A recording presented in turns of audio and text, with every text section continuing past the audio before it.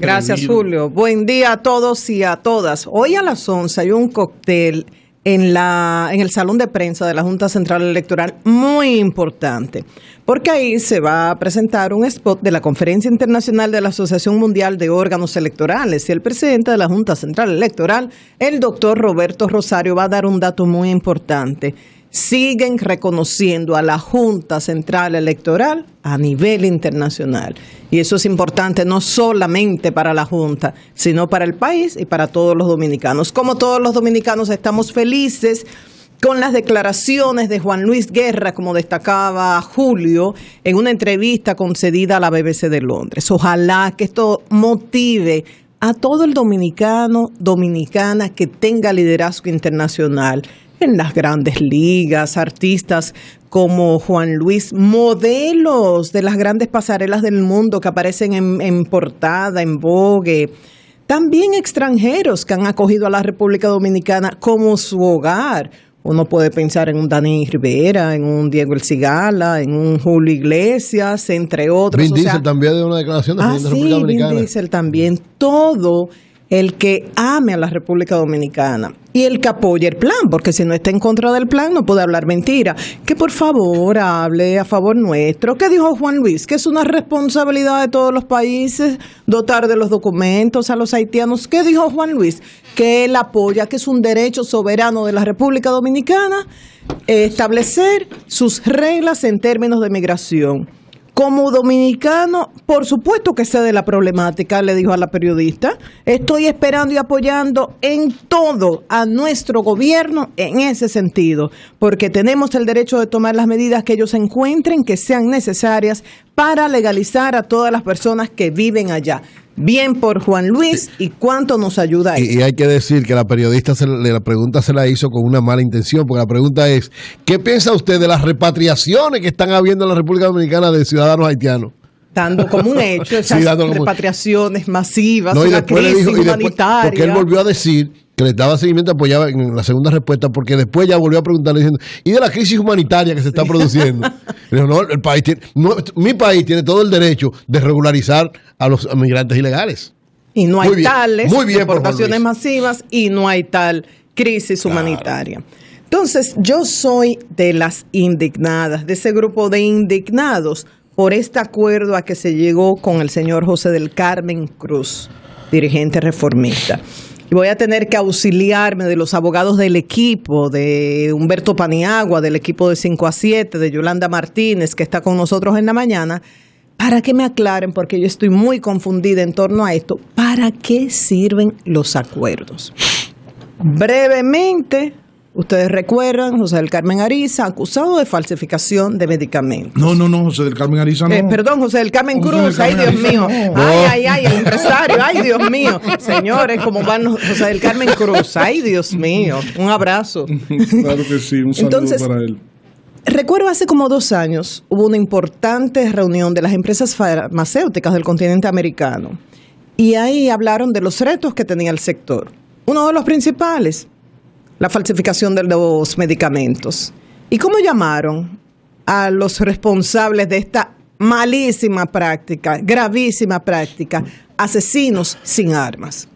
Imagínese una persona que sufra de presión alta, que esté medicada de por años, vaya a la farmacia, compre el producto y que no sea el producto que supuestamente está comprando o que esté vencido, y por eso ese producto no le va a controlar la presión, ni hablar de las consecuencias que esto puede tener. Y puse el ejemplo de la presión alta, que es algo muy común, pero pudieran ponerse muchísimos ejemplos. Entonces el señor José del Carmen Cruz llegó a un acuerdo tanto con el Ministerio Público como con el Ministerio de Salud. Él se declaró culpable. Entonces, habrá una condena, una pena condicional de 10 años. Creo que no va a la cárcel, puede ser arresto domiciliario, esto hay que precisarlo. Se acordó cerrar las 15 empresas que tiene, se le va a retener 100 millones a favor del Estado. Se determinó que más de la mitad de los bienes que él posee son de origen ilícito. Entonces, durante 10 años, él no podrá dedicarse a ninguna actividad que tenga que ver con la salud. Se le cancelaron todos los registros mercantiles y permisos y se le condonó a título de indemnización una deuda que tenía el Ministerio de Salud Pública con él por 10.4 millones de pesos. Y esta deuda es por haber comprado medicamentos que Salud Pública no sabía que eran falsos o por transacciones que se hacían con sus empresas que luego fueron declaradas bienes ilícitos. Y esa deuda hay que honrarla, luego condonarla. La verdad que no entiendo. Entonces, ¿para qué sirven los acuerdos? Por un lado, uno recuerda en el caso de los narcotraficantes, o llega a un acuerdo y sea que se queden en el país o que sean extraditados, dan información útiles a las autoridades. Entiendo que con estas informaciones las autoridades pueden profundizar en sus investigaciones y dar con otros culpables, con otros cómplices, hasta ahí va muy bien. Pero el tema es que son extraditados, cumplen una pena de 2 o 3 años, luego regresan al país a disfrutar de sus bienes y quizás a continuar con sus prácticas. Y las personas, en el caso de los narcotraficantes, las personas asesinadas en medio de ese negocio, las personas destruidas, aunque sigan vivas, que están con un vicio que no pueden funcionar, las familias destruidas por esto, los negocios destruidos. Y entonces, ¿para qué sirven los acuerdos? Es algo que yo me pregunto. Esto es muy grave. O sea, repito cómo lo califican las empresas farmacéuticas, asesinos sin armas. Y está el tema de la salud. Se dice que tiene una insuficiencia renal crónica y que tiene diabetes. Entonces, cuando uno piensa en el caso de él y otros casos de acusados que no se presentan a audiencias por temas de salud, o que luego cuando están en prisión tienen que salir y los internan por situaciones de salud, y uno dice, ¿pero esta situación de salud surgió ahora o es desde antes? Porque esta situación de salud en ningún momento impidió que este acusado o condenado incurriera en esas graves prácticas. Entonces estoy muy confundida y por eso digo, tendré que recurrir a Yolanda y a Humberto para que me expliquen para qué sirven los acuerdos y soy de las personas indignadas por este acuerdo. Y además de ello, sería importante que la gente que manejaron eso, que saben las razones por las que llegaron a ese acuerdo, también hablaran, porque las personas que están involucradas en eso, esas 2 damas que están involucradas en eso, Jenny Berenice, Altagracia Guzmán Marcelino, yo meto mi mano en candela ahí. Entonces, la pregunta que habría que hacerse, María Elena, si este señor se muere, ¿qué pasa con el proceso? ¿Qué pasa con el proceso? Es decir, ¿qué pasa con lo que hizo? ¿Quedan cerradas sus empresas? Si se produce cualquier situación con él en la cárcel, porque parece ser que ellos entendieron que también corría en peligro su vida por la situación de salud. Si él se muere, ¿qué pasa con el acusado? Si el acusado se muere, ahí perime todo.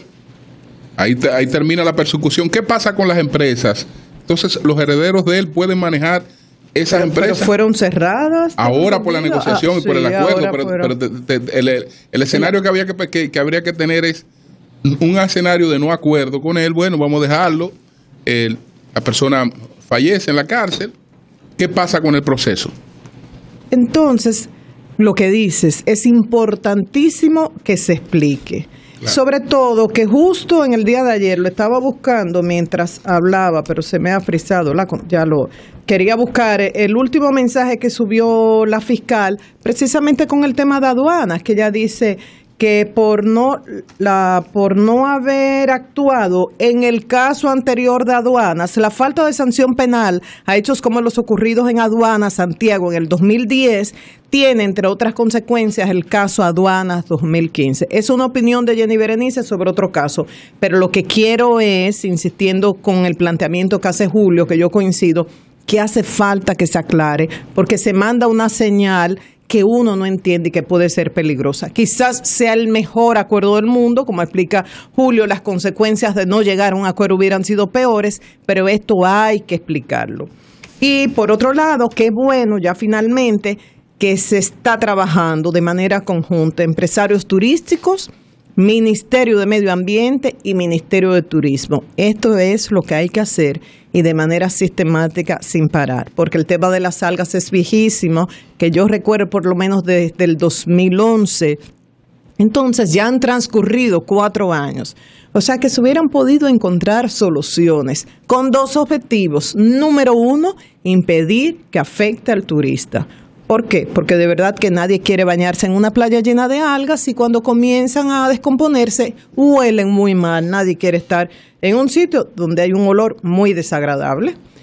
Y segundo, ¿cómo podemos aprovechar esto? Algunos dicen con esto se puede producir energía, esto sirve como fertilizante para abonar la tierra, muchísimos usos. Entonces, muchos expertos dicen no hay que recurrir a organismos internacionales, a expertos internacionales para buscar una solución. Aquí hay expertos, en el Ministerio de Medio Ambiente los hay y muy calificados. Y tenemos, gracias a Dios, muchísimas organizaciones y profesionales. Así, de memoria, recuerdo un Rubén Torres de Reef Check, Yolanda León, biólogos marinos. Específicamente, a doña Idelisa, hay muchísimas organizaciones. Entonces, algo positivo de una reunión que hubo ayer que surgió, que poner barreras, como toma tanto tiempo recoger estas algas de manera manual, se utilizan equipos, dice que se puede deteriorar un poco la parte del fondo del mar, que están sugiriendo los empresarios turísticos poner barreras para que las algas no lleguen a las orillas